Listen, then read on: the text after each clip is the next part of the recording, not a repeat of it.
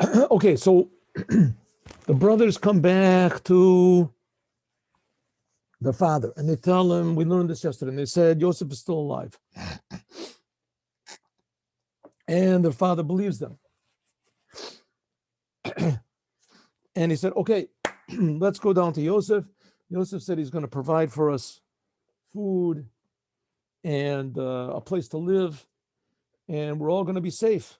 We're all going to be saved.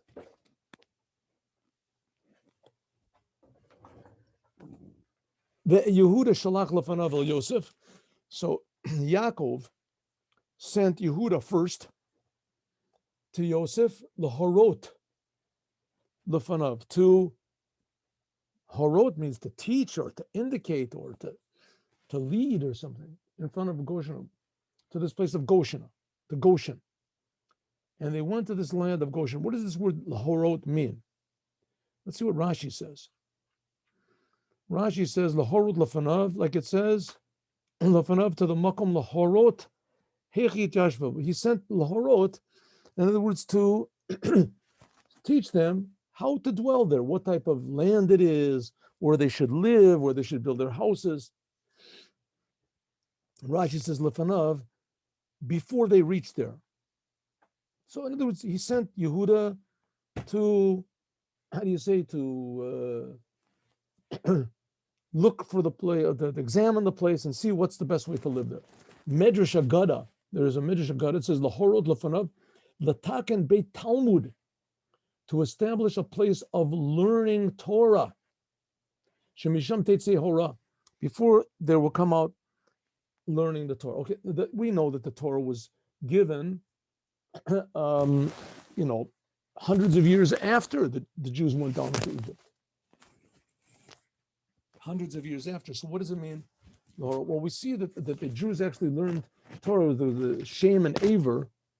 Shem was one of the sons of Noach. He established a place of learning Torah. So it says that Abraham did all the Torah before it was given. So there were the 7 Noahide commandments that were there, and there's a lot of principles involved, and that's the 7 Noahide commandments are only negative things. There's a lot of positive things also that aren't mentioned in the 7 Noahide commandments. They say that there's 30 of them. There's a Gemara in Chulin. And among them is loving God and giving charity and being honest. And if you remember, we learned in the Ramban, remember we learned in this class, the Ramban, when it talked about Shimon and Levi, that they killed all the people of Shechem, how they could do it. So the Ramban says that non-Jews are obligated to follow all of the monetary laws, damages, property that the Jews are. So that's all those laws also, like in Baba Metzia, Baba Basra, all those laws of mentioned in the Shulchan Aruch and Choshen Mishpat, the non-Jews are also obligated in that. And in any case, there was a place for learning Torah. That's what he established.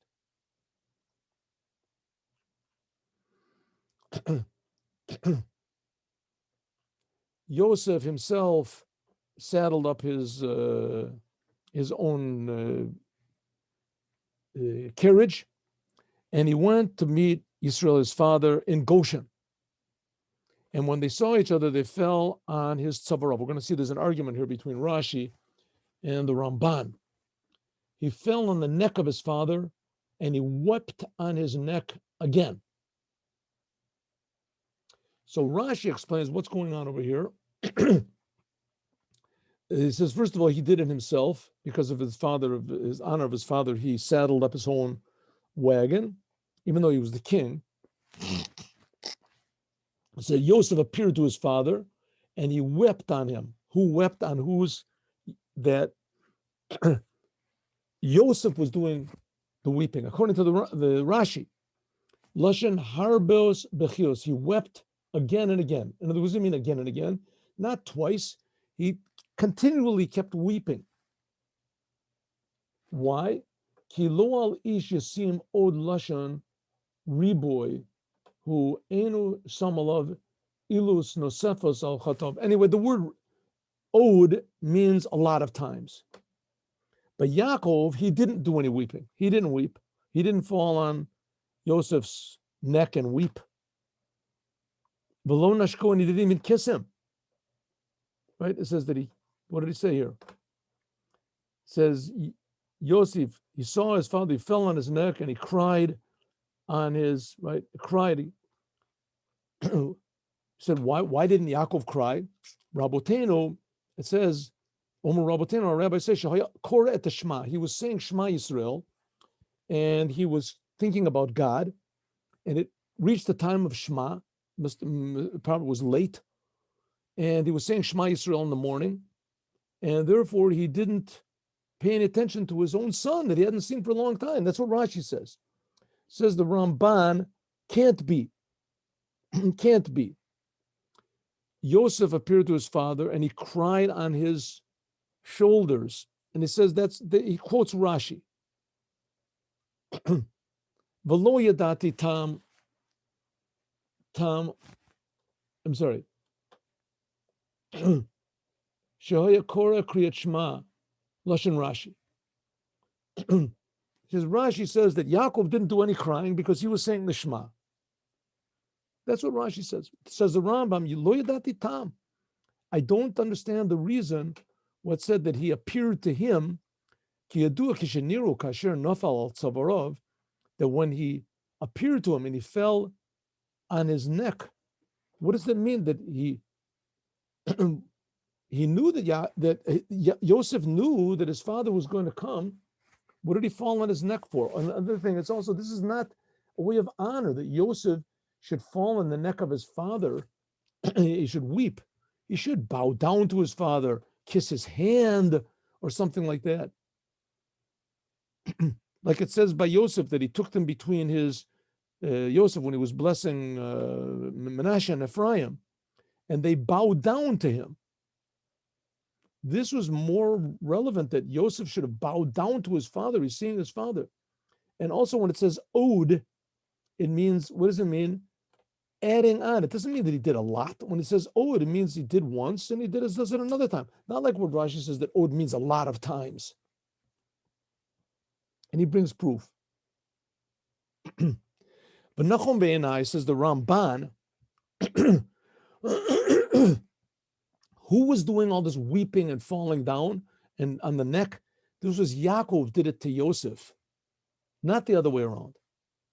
Kikavar hayu eina Yisrael, that Yisrael, Yaakov, in other words, his eyes were already weak from age.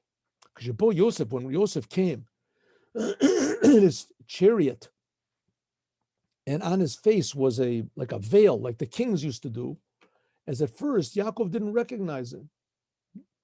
He wasn't recognized by Yaakov. And also his brothers, right in the beginning, they didn't recognize him either. Therefore, it says that when Yosef did appear to his father, that he saw him and he recognized him, then his father fell on the neck of Yosef, not like what Rashi said. And his father began to cry. And why? He cried, and he says, and he cried, owed again. What does it mean, owed again? His whole life he had been crying, Yaakov. Kasher Yivke alav tamid, he was always crying up to this day. Kishalo ra'u, because when he didn't see his son Yosef, so Yaakov was crying. Now, we said, Amoto ha'pa'am acharei ra'oti et panecha. Let's go to the next sentence and we'll see what he's talking about. We'll come back to here.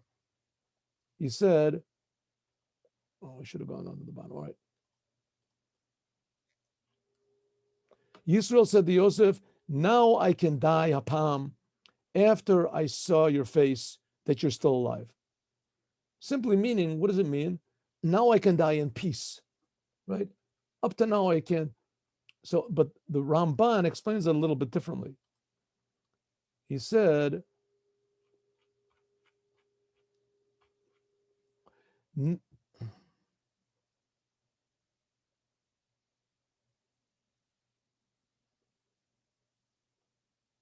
that's what he means. Now I can die after I have seen your face.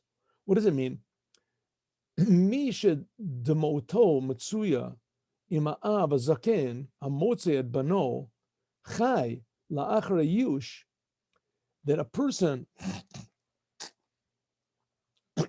his weeping is constant Why? Because there's no one whose weeping is more constant than an old father after he has given up on ever finding a son, but he knows, he senses that his son is still alive.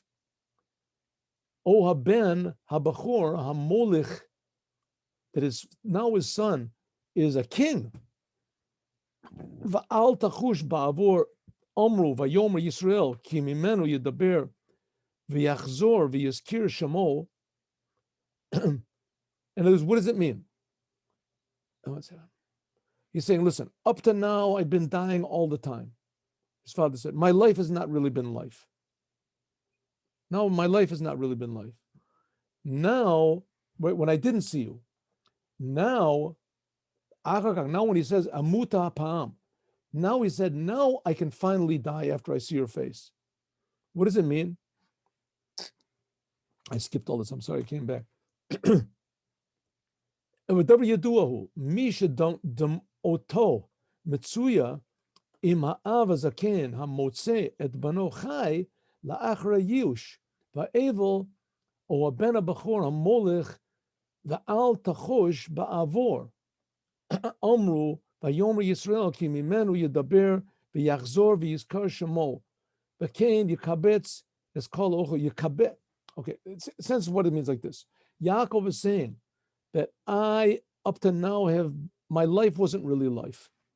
And I was hovering between life and death. Now he says, finally, I can die.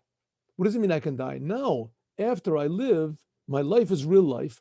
And when I do pass away, it'll really be death. That's what he was saying. That so who was doing the crying? Not like what Rashi said, that it was Yosef was doing all the crying and his father was saying Shema. No, it was Yaakov was doing all the crying. That's the argument between the Ramban and Rashi.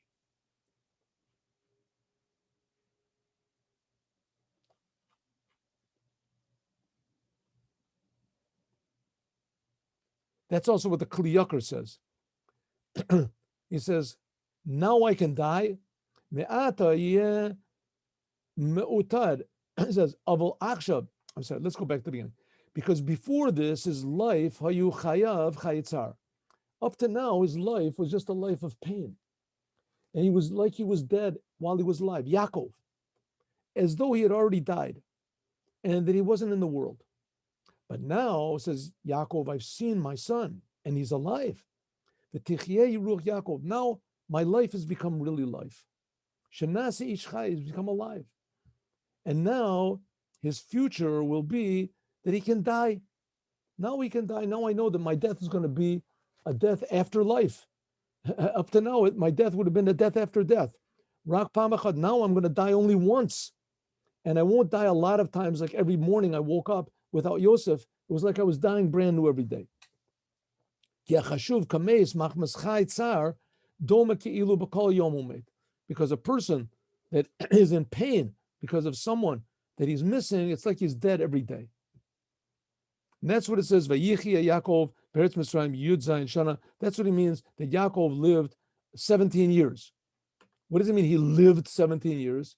When Yaakov, all of the days of Yaakov were 147 years. These 17 years that he's lived, that was the best years of his life. When Yaakov came down to see Yosef, he was 130. He was 130. Because of Yud Zayin Shanim, Hayadoma Lamafriya Ki'ilu Haya Kol Kov Mem Zayin Shana Chaim Ne'imim B'Korim Chaim Be'emet.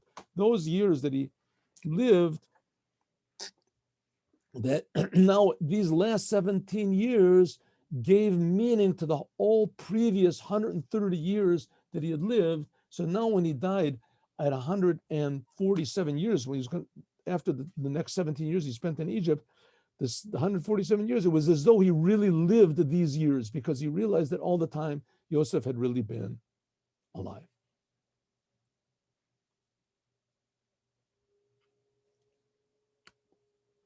Okay, so Yosef says to his brothers, when you go, let's skip this over here. Let's skip this a bit because I want to go to something else. When Yosef says to his brothers, when you go to Paro, tell Paro that you are shepherds. You are shepherds. And telling shepherds, that's the best thing, right? Because that's the most disgusting thing you could be by the Egyptian shepherds. Why? Because the Egyptians worshipped sheep. What's the big deal about sheep? A sheep is the beginning of the zodiac, the whole chain of the zodiac. What's it called? Huh? Aries or something? Is that the word? That's the first of the zodiac. So the telling you're a shepherd is that's like really what does a shepherd do? In order to eat the sheep, to kill them.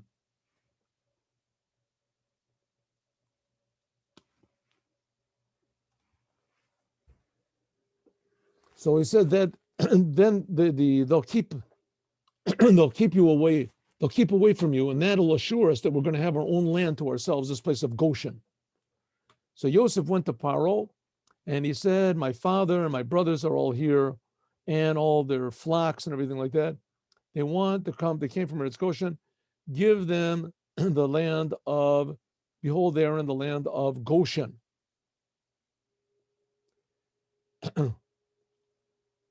So he took some of his brothers and he put them in front of Paro, in front of his brothers. Rashi here brings two different opinions. What were these some of the brothers? According to one opinion, he brought the weakest of his brothers. Min hapachutim shebehem legavura she'ein nirim gavurim. The ones that are the least strong. Because if he shows them the strong ones, as Paro will say, "Oh, these are good. I'll put them in my army."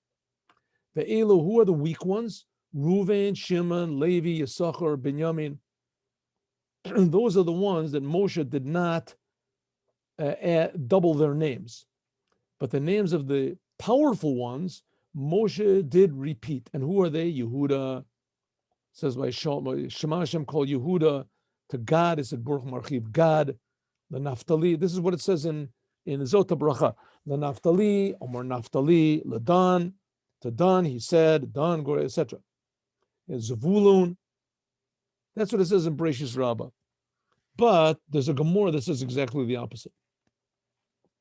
The ones that Moshe doubled over their names, those were the weak ones. And those were the ones that he brought in front of Paro. Yehuda, that his name was doubled over, is doubled because he was so weak. So Moshe had to give him a double bracha. Okay, etc. That's what it says. Here we have a very interesting thing. Let's just do one more. Let's see if we can make it here today. Paro said to brothers, "What do you do?" And they said to Paro, "We are shepherds. Also we and also our forefathers are shepherds." So Paro gives a little tremble over there. And he said to Pharaoh, "We want to come land and because we haven't got enough food for our sheep. There's a big hunger over there. We can't feed our sheep." So Paro says, "So maybe let us live in the land of Goshen." And Paro said to Yosef, "Listen, your father and your brothers have come to you. Whatever they want to do, the whole land of Israel, of Egypt, is in front of the best place of the land you can give to them, that's the land of Goshen. Let them go to the place of Goshen and leave me alone. Let's keep them away from me, and etc. And the ones who are the strong ones, if you've got them, put them at the head of my armies. I know that you're faithful to Egypt." And Joseph and his brothers, and they came before Paro, and Yaakov blessed Pharaoh. What did he bless Paro with? Bless Paro.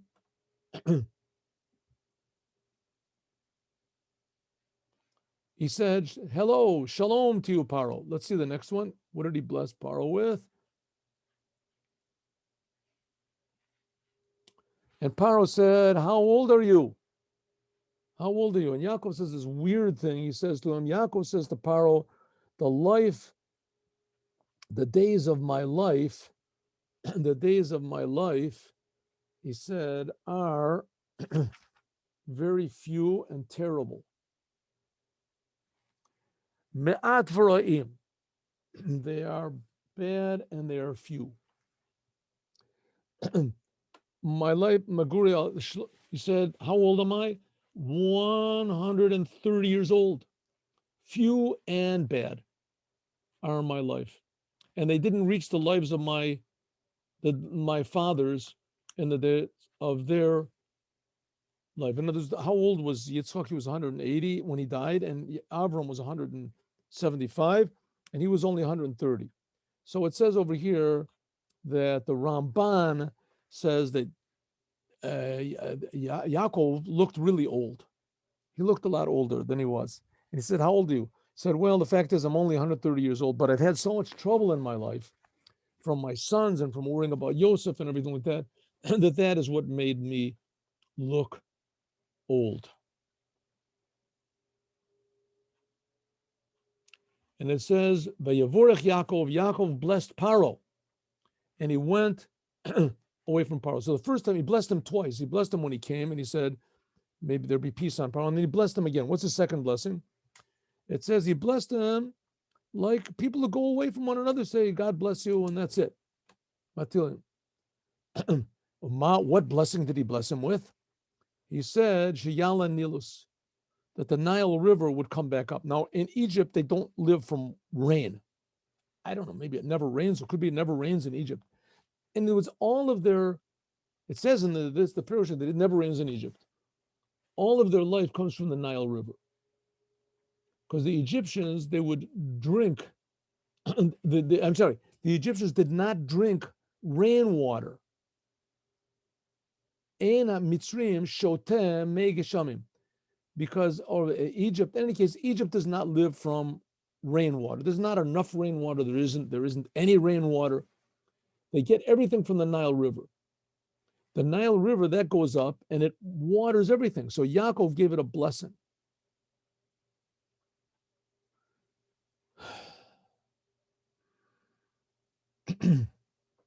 And to the Nile River, Paro used to go into the Nile River, and whenever he would go to the Nile River, it would raise up and water the whole land of Egypt.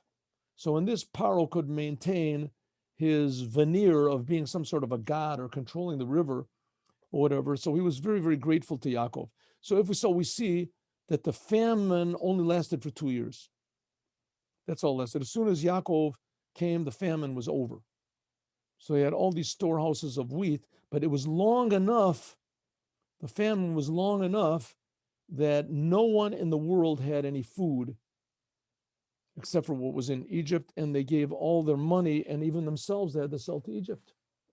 So that ends the chitas of today and also tomorrow and also the day after. And we'll do, God willing, we'll finish this tomorrow. We'll finish the whole chapter, the whole reading tomorrow. Now let's do a little Mishnah of Pesachim.